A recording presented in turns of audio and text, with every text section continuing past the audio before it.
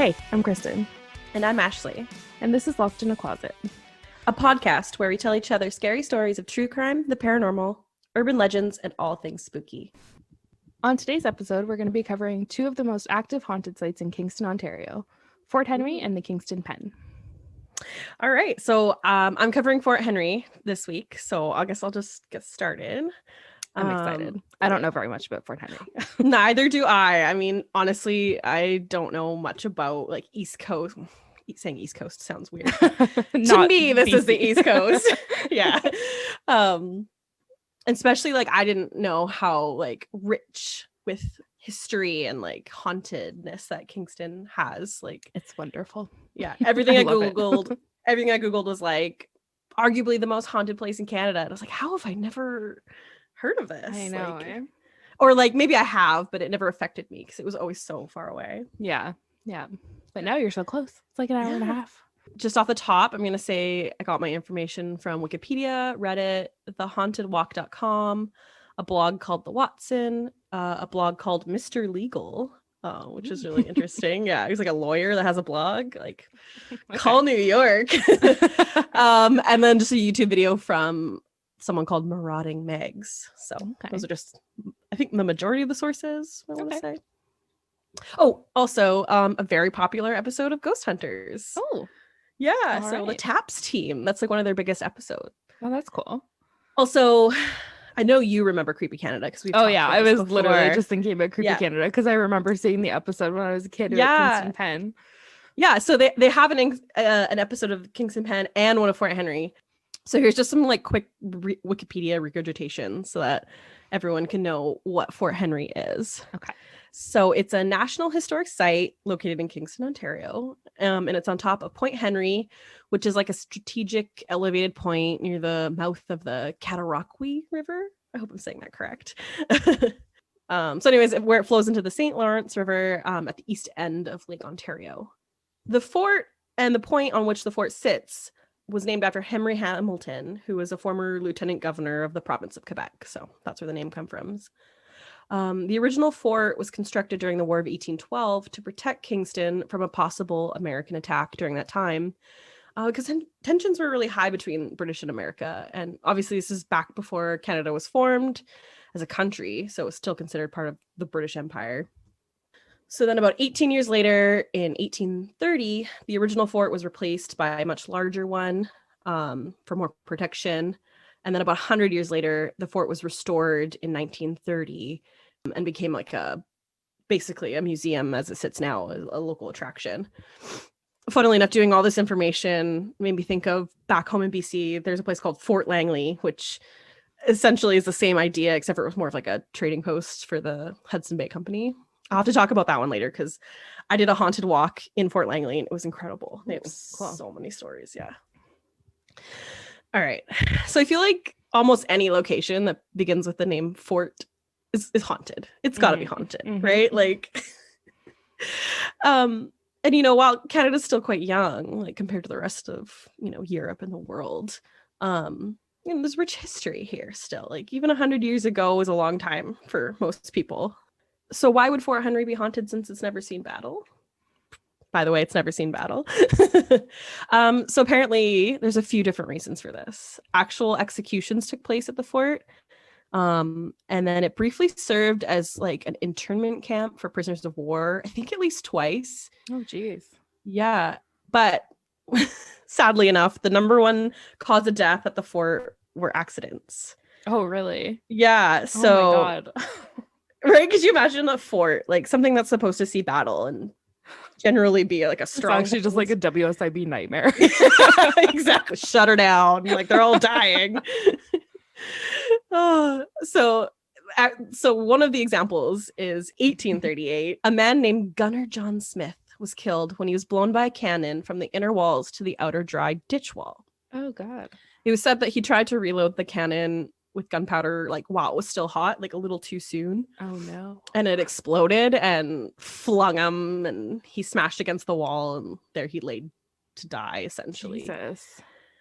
But like, so I don't know how accurate this is because during my research I found a couple different stories of this Gunner Smith and like he died kind of in different ways, but it all kind of has like the same theme, that like either his rifle exploded while he was reloading it or misfiring and he slowly bled to death. Another one I read was he was reloading the cannon too quickly, like the first one, but instead of being blown from where he was onto the outer wall, the ramrod exploded and like went right back through his skull. Oh my God. Right? So honestly, any way he died Horrible. is horrible, and he's gonna haunt the place, like, honestly. Yeah, I'd be pissed.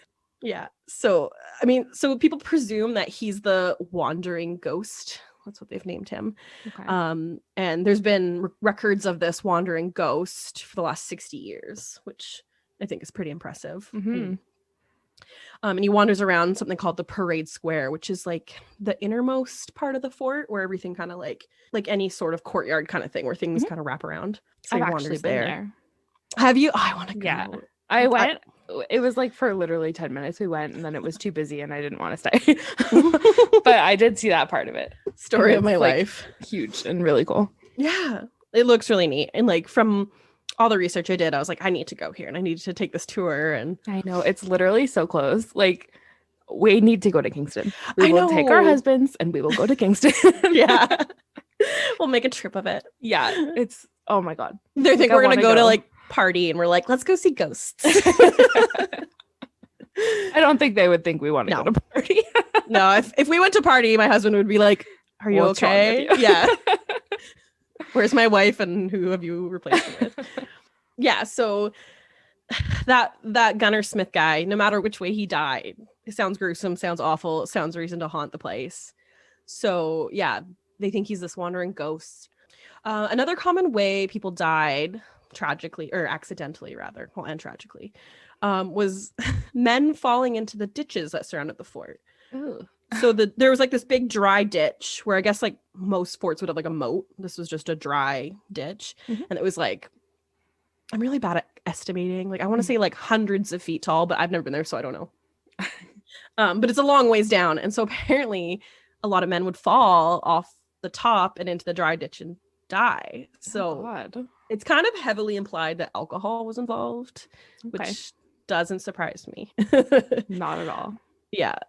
And then, of course, you know, a lot of the men died because of the harsh conditions of living as a soldier back then. You know, life was not easy. But yeah, so one of the common things that people report is hearing voices from the dry ditch, like, you know, range from full-on conversations that are kind of hard to understand to like moans of death or someone begging for their life, which is, Oh God. could you imagine hearing that in the night? No, thank Like, you. Please I'll just pass. kill me. Yeah. As much as I always want something to happen to me, I never Not want that. something to happen to me. Never. I just want the story. I don't want the memory of it. Yeah, exactly. All right. So going back to the executions, because I said that there was executions there. The only one that I could really find out about was this famous one from a man called Nils von Schultz. And he was the leader of a failed rebellion against the British near Prescott, Ontario in 1838. So yeah, he was foiled. His rebellion didn't happen, and he was taken to Fort Henry to be executed. And so I've heard a couple of counts of what happened with him. So apparently he offered to plead guilty and be executed as long as all of his men were set free. But in the end, he ended up being executed with 5 of his men. So there was some betrayal either that happened there or false information coming from somewhere. I think at that point you don't really have much of a choice. Yeah, like who are you to bargain? You're gonna die. Yeah. Like, just kill him okay, first. sure. Yeah, Yeah. we'll keep them all. And then he's there in the afterlife, like, you son of a bitches. Yeah. But I also read that he was supposed to be pardoned by the governor at the time, but then wasn't. So no matter what, there was some sort of betrayal, and I would definitely haunt a place if they betrayed me. Yeah. Don't let them rest. I get it. Yeah. Same. But a fun fact, I don't know if this is a fun fact. It's a fact.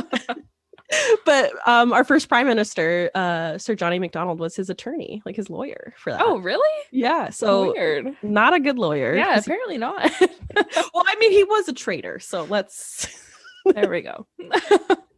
One of the other extremely active locations are the rooms that are like the officers' Okay. quarters and stuff. And I think some of like the prisoners' quarters, but I always figured there'd be like a prison, but they really didn't have any mention of that. So anyways, these rooms are all like preserved.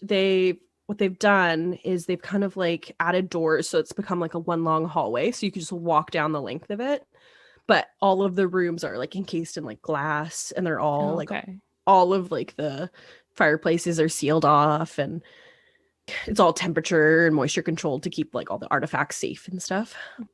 So in this area, like one of the more common things people say they see is like the rocking chairs in the rooms just slowly rocking back and forth. That is like peak, like terrifying. Or like when swing sets gently swing. Yeah, and all you hear is like the squeak. Oh God. No, thank you. Like things that move that like you can possibly explain away, but also you wonder, that freaks me out. Yeah, like, I hate that. I find that kind of haunting so much more believable, because in my mind, I feel like it's like the spirits are trying so hard to manipulate something. Yeah. And that's as like much as they do. Like they can't show themselves. They can't, like, they're too weak. I don't know. Maybe like as you level up in ghost world, you can do more things, but as you become the general. Exactly. This is like a Super Saiyan ghost. It's not their final form. Yeah. So that's like the innocent kind of hauntings that I want to experience. Yeah. Like I want to go to that place and I want to see a rocking chair. I'll leave from far away, and then it can leave. Yeah. Or you can leave and it'll stay there. It'll not follow me. Yeah. They'll get a 5-star review. So yeah, in this space, these like officers' quarters, apparently kids will complain of like massive stomach aches while they're in that area. Oh. And as soon as they're like out of that area, they'll cross the threshold and they'll be like, oh, I feel better now. That's like, so weird. Like I know kids are weird and they're always saying stuff like that, but for it to constantly be a thing for them to bring it up freaks me out. And most recently, I watched this video that I think another paranormal team went in there in this September. And they like last month. Yeah, they were doing like some sort of paranormal investigation. Okay. I wish I should have wrote down the name. I feel bad. But the haunted walk, which is like the walk that goes through the fort, they uploaded it. And it was basically, they had this video, they were videoing and they're walking through the space, and they kind of pointed it down that long hall I had talked about. And at the end of the hall, you can almost see like 2 shadows kind of pass, or it's like one shadow and a light. It's so creepy. I'll send it to you to watch. Yeah, that's so cool. And like they were breaking it down and brightening up the contrast and stuff. And it was like these shadows were like taller than the door frames, like creepy. Oh my God. And so like I said, one was a shadow and one was like a light, and they passed like by each other. And then when they're gone, it's just black. Like it's just supposed to be an empty black doorway. So it was God, I can't wait to watch that video. Yeah. Super like chills. So cool. But yeah, so if anyone else wants to look up the video, look up the haunted walk on YouTube, and it's like one of the newest ones on there right now. So other common happenings people have reported is like doors slamming shut, footsteps, strange noises like talking, moaning. Things will kind of fly off the shelf in front of them. Just like small little things that I call like small hauntings is kind of the term I've coined for that. Because they seem innocent enough, or explainable, but they're happening. Right. So in this long hallway, I think there's also like a bakery and a schoolroom, which are either joined or like side by side. And there's thoughts that this young girl haunts that little area, because those are the only areas that like young girls who are living or working in the fort would be allowed access to. So of course they assume that. People often claim to see baking pans and bowls flying or falling off the shelf, or doors just being closed and locked. I love to think that like the idea of this little rebellious little like girl ghost who's just fed up and is just like, fuck the patriarchy. As she trashes the kitchen. Yeah. I don't belong here. I love it. Yeah. So apparently that's the only area that they see or hear this little girl. Okay. So, all right. Are you ready for Ashley's misspelled word? God. Of the podcast? Instead of apparition, I wrote aspiration. I really need to proofread. Like, honestly, I don't know how I made it through university. Oh my God, I love it. So if I say aspiration, just know I mean apparition. Okay. All right. So another common apparition people see is a man in like tattered clothing. He's like quite disheveled, stumbling around. People describe him as like almost like what you'd see like when someone's drunk.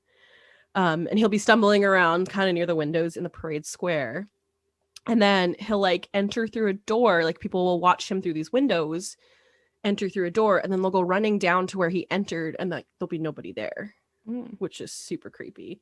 And then like obviously there's as classic and cliche it is, there's no other exits to the room, yada yada yada. Like he just kind of vanishes.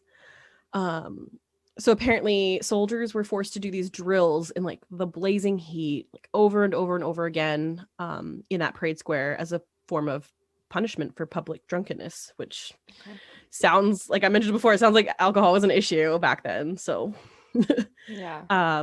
But with the heat and the dehydration, obviously from being drunk and stuff, it was common for men to die from these punishments. Ooh. So people just speculate it's one of those drunken ghosts that died, Right. which is that's sad. That is sad. Right? Like it's spooky, but when you think down to it, you're like, I don't want to be that ghost that's like, oh, that's the drunk ghost. Yeah. I mean, you don't know what he was going through. It was the 1800s. Yeah, everything sucked. Yeah, literally. And then you died. That's just the motto of life. Well, at least COVID. Everything really. Sucks. Recent life, everything sucks, then you die. Yeah. So I think I mentioned before that there's this haunted tour that you can take in Fort Henry called the Haunted Walk. I think they branched out now. I know in Ottawa. They do Kingston Penn too, and they do Ottawa. It's all the same company. Yeah, exactly. It's all owned by the same company. So that's really cool. Like keep it all together. But yeah, if like COVID wasn't bad, I'd be like there in a heartbeat. Like, let's go. I know. Apparently they are still doing tours. They're really limited. Yeah, it's like 10 people at a time that they're doing. And you have to like sign a waiver, just like everything else in the world right now. You have to sign a waiver before you go. And yeah, I mean, totally worth it. I would much rather actually do it with less people, because then there's less of a chance that you get really annoying strangers on the tour with you. No, absolutely. It's like, it feels more personal that way. Yeah. You don't get people talking or making noise or like, you know. Yeah. Yeah. Honestly, it might be a good time to go. I know. But yeah, so apparently this tour has been going on for years, like since 2001, which is crazy. Because, I mean, back in 2001, if you were to try to talk ghosts and true crime, people would look at you. You're insane. Yeah. So the creator, Glenn Shackleton, he insists that each sighting that they mention, like on the tours or anywhere else, have at least 2 separate witnesses and a historical background to back up the claim and establish the credibility. Okay. Which I think that's incredible, because you know it's so easy to take one person's story and be like, "Yep, there's a ghost here," but instead they gather these stories or sightings, and then they look into history to see like, did somebody die their name and like what was their name and how did they die, like. So I think that's really cool, because it'd be such a fun job. Can you imagine? Right? Looking like in the history. Ghost historian, like, yes, please. Dream job. Although I'm sure it's like not as fun as we're thinking. Probably not, but I mean, it sounds great. Basically, I felt like I was doing that while I was doing this research, trying to like make sure that these stories aren't just stories, right? Like to make sure there's some sort of meat and potatoes to them. Yeah. But yeah, so I find that so fascinating, because you can understand why some of these places are haunted. Like, you know, it doesn't take a tragic death, obviously, to make a haunting, but to hear that like, oh, there was a betrayal of this rebellion guy, and like, oh, that's why he's haunting. Like, I'll eat that up a lot more than I saw a ghost. Yeah. Of an old like Victorian looking man or whatever. But yeah, it is often said though that like, tragic deaths like leave a mark, and usually it's a reason that places have paranormal activity. And of course, there's always exceptions. But I feel like these old forts and like ruins and stuff like have the creepiest hauntings. And like they're just like asking for it. Yeah. I didn't do a ton of research on this theory. Just kind of briefly touched on it. But apparently there's like a link that they're discovering about haunted places and like limestone. They were saying that about Kingston Penn too, because Kingston Penn is like completely limestone. Yeah, so is Fort Henry, and like pretty much every other place, especially out here in Ottawa, because everything's so old. Yeah. Like a lot of the old houses, even in where I'm living have like limestone foundations and stuff. Yeah. But yeah, so they're kind of saying that like they're not quite sure, but they're thinking like limestone has this like energy or can like absorb this energy. So I read this Huffington Post article that kind of talked to the ghost hunters people, and here's a quote from I think the main guy, Jason. And he said, one thing we found is you find more paranormal activity around flowing streams of water, railroad tracks, and places with high limestone deposits. So, I mean, Fort Henry has at least 2 of those things. I don't know if there's a railroad nearby. I couldn't see anything from Google Earth, but there might have been.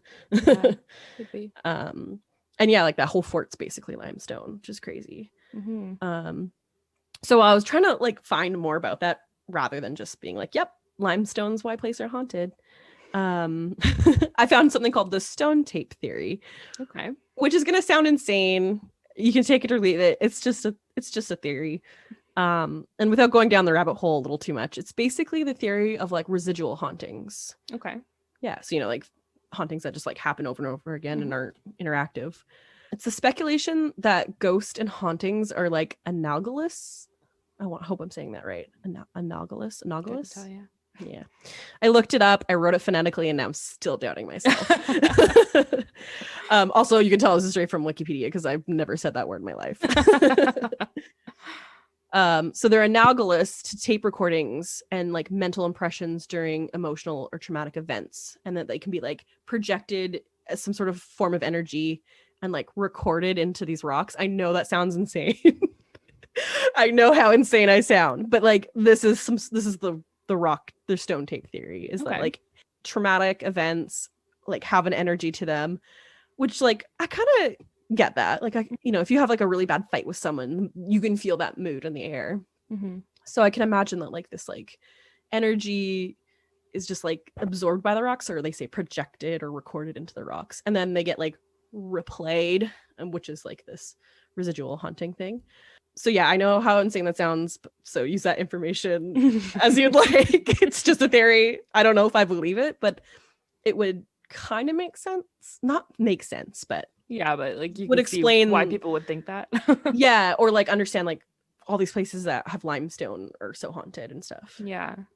So it kind of makes me think of like, how for the longest time people would be like, oh, there's like high EMF ratings or readings and stuff. Mm-hmm. That kind of almost got explained away with like bad electricity almost. Or like they find that like if your house has high EMF, it could be due because you've got like faulty wires or something, and then that electrical energy is making you feel a certain way.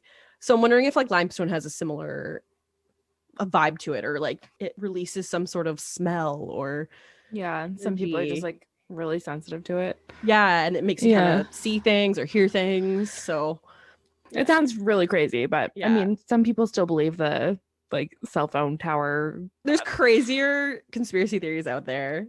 And I'm not saying this is what I think, so don't come at me for being insane. But I just thought it was interesting. yeah, for sure. Like I said to like texted you today, like I'm the most cynical believer of the paranormal. Like I will always try to explain something away, but there's that part of me deep down inside that's like, I want to believe. I know. Prove it to me. Me too. Yeah. It's wild. So that's about it for Fort Henry. So I am doing Kingston Penn, and I'm very excited because I watched that episode of Creepy Canada when I was probably like 8, and I've been obsessed with it ever since. That show scarred me, but I never stopped watching it. It was so good. I miss it. Me too. Okay. Oh, they should bring that back. It would be so cool. Yeah. They could do like an updated version of it. Yeah, it literally could be all the same locations. I don't care. I would still watch it. Let's write a letter. Yeah. Kingston Penn opened on June 1st, 1835. It was originally called the Provincial Penitentiary of the Province of Upper Canada. So nice. Rolls off the tongue. Yeah. It was one of the oldest prisons in continuous use in the world at the time of its closure on September 30th, 2013. That's when they like shut it down as an actual prison. Obviously, they've opened it up for like tours and stuff since. Could you imagine being in that prison? Like, if you went to prison and you go to one that old? Oh my God. I mean, I actually don't know how old many prisons are, but not that old. That's crazy. Sorry, when did you say it was built? 1835. It opened. 1835. So I wonder if that was the prison for the fort. How close are they? They're pretty close. That would make sense why there was no like prison cells really. Yeah, Kingston's not huge, so they're pretty close. So when it opened, I don't know how long this rule stayed in place, but inmates were not allowed to talk to each other or to themselves. They weren't allowed to hum, they weren't allowed to whisper, and they weren't allowed to have like any contact with the other inmates. That's so sad. Yeah. Like, I feel like we're in that prison right now. I know. COVID-19. The whole world is Kingston Pen right now. Pretty much. Except we have electronics, thank God. Yeah, true. So it was eventually separated into a men's prison and a women and children's prison. And the women's prison is now Queen's University. It's now part of that. Still, university is still a prison. Some of the most notorious inmates that served time there were Paul Bernardo, who we all know and hate. No way. Yeah. Russell Williams, Clifford Olson, Roger Karen? Clifford fucking Olson was in prison there? Yeah. You're kidding me. Yeah, it's wild. Grace Marks and Wayne Bowden were the last ones that I wrote down. Do you want me to tell my Clifford Olson story real quick? Please I don't know if it's like, it's my mom's hometown story, essentially. Oh, okay. So for just a quick recap, for those who don't know, Clifford Olson was a child abductor, murderer, raper, killer in BC. I think he actually went in other parts of Canada, and in the 70s, I think, or 70s or 80s, whenever my mom was a kid. And she was telling me that so where my mom lived, their backyard backed onto a park and then like a school. So they would go and play in this park all the time, like her and the neighbor kids and stuff. Oh my God, I think I know where this is going and that's terrifying. Yeah, right? And like, it's a cool place to grow up. I grew up there a little bit and I played in that same park as a kid. Like, you can, like, the parents could watch from the porch and see a good chunk of the park. Mm-hmm. But in the 70s, obviously, no one was watching my mom. Obviously not. And her friend. And so she was playing and this guy approached them and they were just like, hey, like, do you want to, it was like probably one of those cliche things, like, do you want to come see my puppy or something, right? And my mom was like, hell no. I can't remember how old she was. I think she said she was like 8 or so. And my mom already knew, like, nope, no, thank you. But her friend was like, okay. No. So her friend like wanders off with this guy and my mom goes over there and the guy has this penis out. And it's no. And my mom grabs her friend, they run off, whatever. I don't know if she called the cops or anything. But then a few months later, I guess when he caught, or a few years later, and they showed his picture on the news, my mom was just like, that was the guy that, oh my God, that showed my friend and me his penis. Like, my mom's like, she swears, she's like, it was Clifford Olson. He tried to abduct us or something. Terrifying. Yeah. So it's like when you said Clifford Olson, I was like, oh, no. That's fucking wild. way. That's so crazy. Anyways, okay. Sorry. That's okay. That was great. So there have been 3 escapes that I could find ever. That's crazy. In 1923, Norman Red Ryan set fire to a shed as a distraction, and then he used a ladder to get over the wall. And he stole a car and escaped the city. Damn. Didn't find him. Ever? Nope. Wow. He got out of there. As far as I could tell. I mean, obviously it was 1923. It's hard to find. Yeah. Information. In 1991, Robert, I'm assuming Brule, might be Brule, I don't know. He faked an illness and made a homemade handcuff key to unlock his cuffs. So he went to the washroom, like cuffed, before he left, got his handcuffs off. They didn't notice, I guess, when he got in the ambulance. And then he got away for a few hours and then he was eventually caught. But that's crafty. Honestly, props. And then in 1999, Ty Khan used a homemade ladder to escape the yard and he made his way to Toronto. He was found 2 weeks later in Toronto and he took his life when he was surrounded by the police when they caught him. Yep. So yeah, that's wild. I mean, honestly, good on them for getting out of there. Because anytime I hear like a prison break story, I'd never been to a jail or a prison, so I don't know like the scale of security essentially. Mm-hmm. So I'm always like amazed. Yeah. When they get out. I would assume Kingston Pen is like pretty high up there with their security levels. Probably. I mean, they had crazy murderous people in it. Yeah. Oh, I forgot to say my sources. It was mostly Wikipedia for like the background information. Mm-hmm. I watched a couple YouTube videos. They weren't that helpful. And then there's an article written by Riley McMahon on queensjournal.com. And then I think the guy's name is Merlin. I couldn't really find it anywhere, but his website is angelfire.com, and he was a correctional officer. His whole website was Angelfire. His whole website is angelfire.com. He owned Angelfire. What? He was a correctional officer who worked as a night shift, or who worked night shift at Kingston Pen. That's insane. So that was where most of my info came from. The frustrating thing about YouTube sources is I love them, but you never know how anecdotal they are. Exactly. That's the thing. Yeah. Okay. My other note on here is $80 extended tour. We should go with our husbands. I want to go to the Fort Henry now too. I know. So. We should just plan it. Let's just figure it out. I think they only do them until like November or something, so it might have to be next year. Fuck yeah. A lot of it is outside, and Canada is cold. So cold. Okay, so Riley. I don't know if Riley is a boy or a girl or non-binary, so I'm just going to call them they for the whole time because it wasn't clear.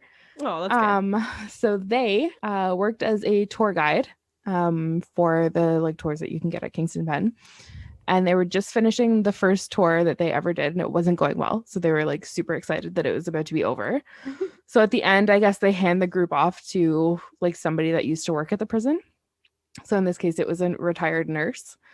And then as the nurse was like talking to the whole group, Riley could hear keys jangling behind them coming from the empty locked cell block that they were standing in front of.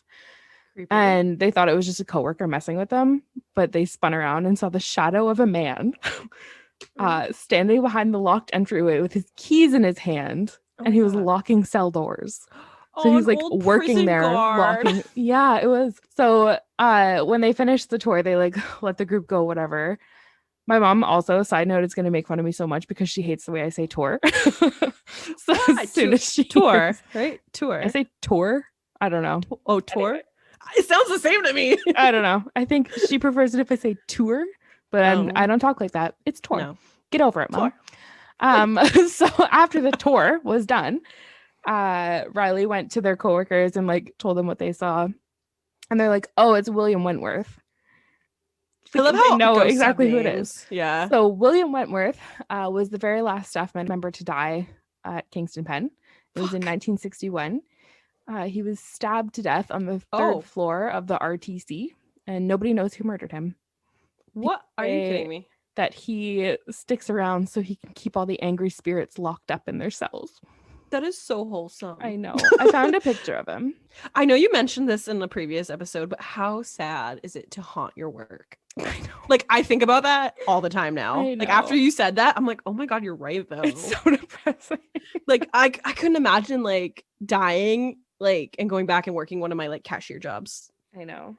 Although it could be fun. So maybe. I know. This is him. Oh, he's handsome. I'll put it on the Instagram so people can see it too. But yeah, that's him. Although that would be terrifying to see at night. I know. I know. And also, like, I would worry about, like, him being, like, try and lock me up, thinking I belong there. I know. That's scary, Because you told me they had women and children at this prison, so. Yeah. Okay, and then the other stories that I have are all from, I think, Merlin. I really don't know if that's his name or not. We're going to call him Merlin. But I love that name. So like I said, he was a correctional officer that worked there for a really long time. And one time he was doing night shift in the hospital when he got a funny feeling. So he put down the paper he was reading and started listening carefully. And he heard what sounded like papers being turned slowly. Oh, that's creepy. He was like reading a book or something. And then he heard a scuffling sound. Like somebody was walking. Or no, sorry, not like somebody was walking. I made that up. It's okay. That's my forte too. But I just say it, it's fact. Yeah, exactly. He heard a scuffling sound that sounded like a chair being moved. Oh, and footsteps walking away. I wasn't lying. So they were walking away from the large set of stairs that were behind him, close to a nearby cell block. So he decided to follow the footsteps, which I would never do ever in my life. Why? And they led him to a floor that was being used for storage at the prison. So as he caught up to the footsteps, he didn't see anything, but he decided to look around, which again, I would never do in my life. Just to make sure he didn't miss anything. I mean, I guess it's his job to make sure no one's there. I guess, but like you're in an empty cell block. Yeah. What is there to steal? Just let him have I it. know. So he was like looking around trying to see if anybody was there. And then directly behind him, there was a super loud crash. And he spun around to see what caused it. And he saw a garbage can rolling on its side. And the lid was like in the air as he turned around. And then it crashed to the ground. That's so creepy. Why? I know. Can you imagine? That's so creepy. I always wonder why like the typical ghost hauntings or stuff like that. Like why objects and why like I said, is this their way of trying to communicate as best they can? Yeah. I feel like in that case, it was probably like the only thing that was there. Yeah. It's like, how can I get this guy's attention? Garbage. Yeah. But also, no, thank you. That's terrifying. Okay. I just wanted to tell a quick story because you were talking about like walking towards the footsteps and like, I would never do that, obviously. But I went into this like black hole of finding like all the creepiest videos on YouTube and like TikTok and stuff. And there was this one of this guy, I wish I could remember like what country he was in. I want to say like Middle Eastern. And they have like this belief that ghosts can attach themselves to you. I mean, that's pretty typical. But the one way to keep them from attaching themselves to you is like making almost like visual contact with them. So there was this video of this guy and he was... I could never. Oh, hell. That's the last thing I would do is look at it. Right? It gets worse. So no. I'm watching this video of this guy and he's ghost hunting. Oh, I wish I could remember the name of the type of ghost that Jinn. I think they said I just heard a growl. I'm fucking scared. No. I'm really hoping it was my dog. My God. I hope it was. When you listen to this back, please tell me if you heard a growl. Okay, I'll like because it was like right here. You can see how big this room is. Like, yeah, there's no dogs in here with me. It's fine. Just don't look at it. Yeah, no, you're supposed to. So, anyways, I think they call them jinns or whatever is like the name of the ghost there. Okay. And so he's running through this old house. It's got nothing in it. Looks like it's made of clay, kind of thing.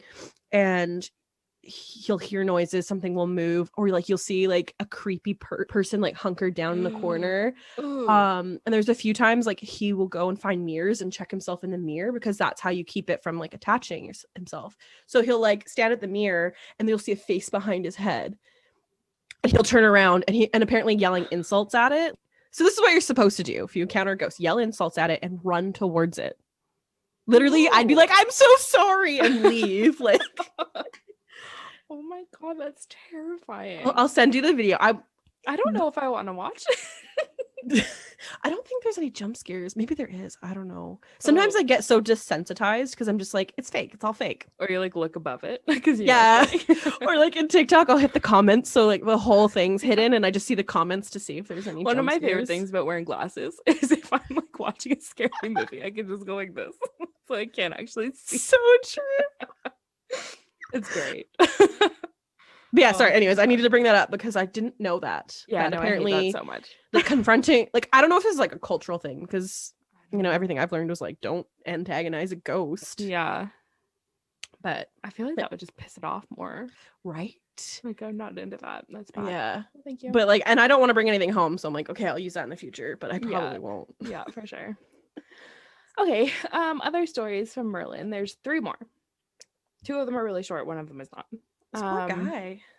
Okay, so in the hole, which was solitary confinement, in the late 1800s, a young boy was said to have been strapped, which is basically like he was whipped, on Christmas Eve for singing a Christmas carol.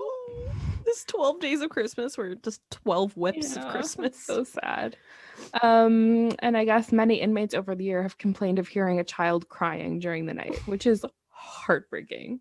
Especially also because demons. He was singing Christmas music. Yeah. Like, you know. But aren't typically child ghosts supposed to be like demons or something? Yeah. To like lure you in? Yeah. But I mean, this was a prison that had kids in it. So I feel like prison has children in it. Like, what did he do? Steal some bread? Anymore, like, it used to be more common. Messed up. Really sad. Okay, so the warden's house, which is now a correctional service museum across the street from Kingston Pen.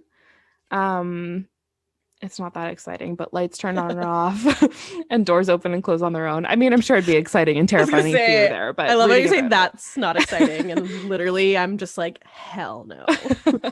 Reading about it is not exciting, but being there, I would probably pee my pants. Oh, absolutely. The last one from, what's his name? Merlin, maybe, is the Isabel McNeil House, which I had never heard of. Neither have I. Apparently it's not open to the public, but it is part of Kingston Pen. It's now used to house female inmates as a like minimum security facility, kind of like a halfway house. Oh, so it's still open right now, essentially. Yeah, so I guess they like patrol it and stuff because you should. And I guess when you walk in the house, you can hear music playing, but you can never find the source of the music. So like he said, if you like walk in, you're on the first floor, you can hear it coming from like the third floor. And then if you go up to like find it on the third floor, it sounds like it's coming from the first floor. So you're saying this is like a halfway house, right? Yeah. So is it like a halfway house of crime or like drugs? Because could you imagine like becoming sober and thinking that you're going insane? Yeah. Or like you're still on drugs? I have no idea. I hate the whole like music sounds and you can't find the source. I know. It's so That's scary. spooky. Apparently it sounds like it's coming from a really old radio.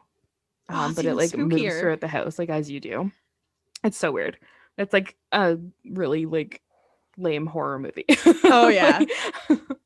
That's so funny because like I feel like if I were to experience that, like I wouldn't immediately think it was anything. You just creepy. think that somebody was fucking with you. Yeah. Or just like the music's playing somewhere and it's just loud enough to hear from everywhere. Yeah.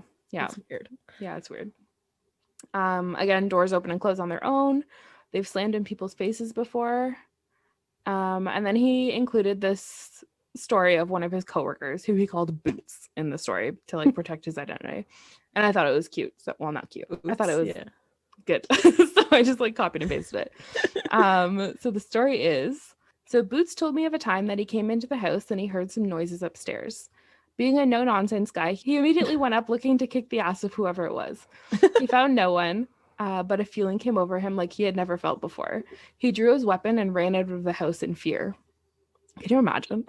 That's crazy. Like being like a big, strong man. Yeah. Running. I would be a puddle on the floor.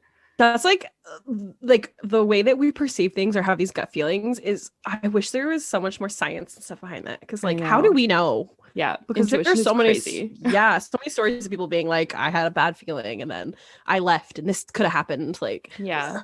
He stood for several minutes and caught his breath and became determined that nothing was going to send him running. So he re-entered the building. Nope. Why? I wouldn't. Burn it down. Doors started banging all over the house and lights were going on and off in every room. Boots continued his patrol through the house with a gun in his hand and left as soon as he was finished. He had showed the house who was boss. This is stupid. He had showed the house who was boss for this sort of thing, and it never happened to him again. Of course, he told me. Yeah, I've got a gun. He told me. From then on, he used to announce himself when he entered the house, saying, "Hi, it's only me."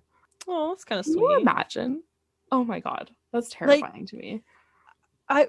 First of all, the bad feeling, I'd be out. No. I would not re-enter. And if I did re-enter and the doors started slamming shut, I'd be like, bye. Yeah. Somebody else can come and deal with this because thank you. Oh god.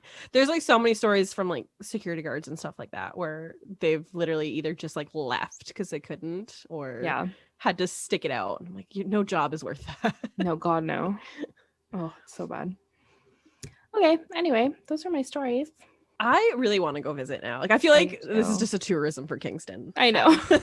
Visit wonderful Kingston. I know. We should like actually like look it up and like make a little weekend trip out of it. Yeah. Fun. And there was like so many different haunted places all around it. Like some place called Skeleton Park. Yeah, I saw that too, which is crazy. Like I used to be a cemetery and then they just made it a park.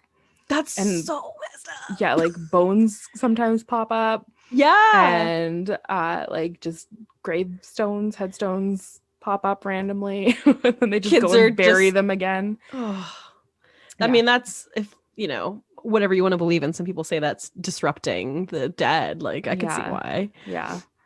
Oh god, I hate it. Oh, and then like right by the fort too, there's a place called Dead Man's Bay, which has like some history on it too. I didn't look up too much because I just wanted to focus on Fort Henry, but yeah, there's tons. Yeah, tons and tons in Kingston. I'm sure Ottawa is kind of the same because it's so old, but yeah, I don't know too much about it yet. Yeah, I don't know. Me neither. I've only lived here for like 25 years. Haven't had time.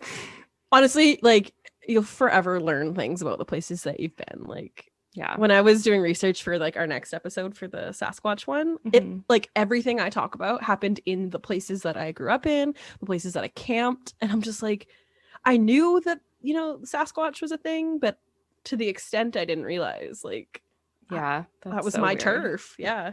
Oh my God. Okay. Well, I mean, fun fact, this is the last episode that's going to go up with my name being Kristen Weaver. Ooh, I will soon be Kristen Davey. I am so happy for you. I know COVID is fucking everything up, but sure is. It's still a great day to celebrate, even if it's with. We're trying to make it a happy day, but yeah, I was gonna say, honestly, now you have an excuse to have another party. Yeah. Or I mean, the first one's not really gonna be a party, but the real party. The real party. Yeah, we know it's coming pretty much. Ottawa's stupid with COVID right now, so we don't want to take any chances. Yeah. It's honestly, it sucks living in this province and it being as bad as it is. Like, I know, it's like embarrassing. Yeah, all my friends back home, like, COVID's bad in BC, but like not that bad. So yeah, I'll see things. I'm just like, fuck you guys. We're back to phase 2. It's exciting, and you're getting married, and I'm so happy for you. Thank you. Thank you. It's exciting. It is exciting. I don't sound excited currently, but I am very excited. Like, it's gonna be a really good time. Like, I'm really happy. Yay, love him. No, it's understandable why you'd be frustrated and annoyed and stuff. So. Well, it's just like I've had many a cry over the wedding, but like we went from 155 people to probably 3, if that. Oh well. Anyway, what can you do? Yeah, that's okay. Right. You'll have a big ass party, and we'll talk about it then. Yeah, for sure. Whenever that is. Whenever. Yeah. All right, everyone. Until next time. Stay spooky.